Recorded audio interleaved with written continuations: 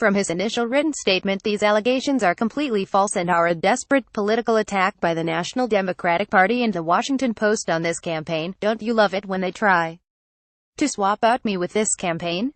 Yeah, neither do I. Besides, his campaign said in a later statement, if had really gone after these minors, this would have come out years ago.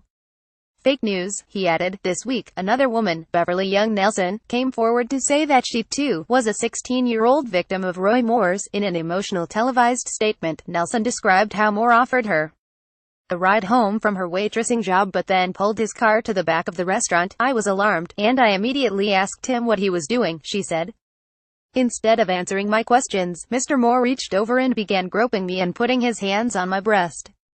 I tried to open my car door to leave, but he reached over and he locked it, she added. I thought he was going to rape me. I was twisting and I was struggling and I was begging him to stop. Moore finally gave up, with the warning. He told me, he said, you're just a child, and he said, I am the district attorney of Etowah County, and if you tell anyone about this, no one will ever believe you. Nelson revealed her decades-old secret after Moore mocked his other accusers. She added that she voted for Donald Trump, to make clear that she was not politically motivated in going public now. I'm bone wary of those fellow liberals attacking her for that. I don't know why she supported an admitted UAL predator for president, but I don't need to know. I hate what happened to her when she was only 16 years old. The National Republican machine is finally pulling out of Moore's race.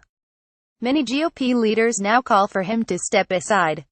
Quite a sight, that one, in those Republican members of Congress discover their spines without anesthesia. Even so far, Moore refuses to budge, and so we turn to you, voters of Alabama.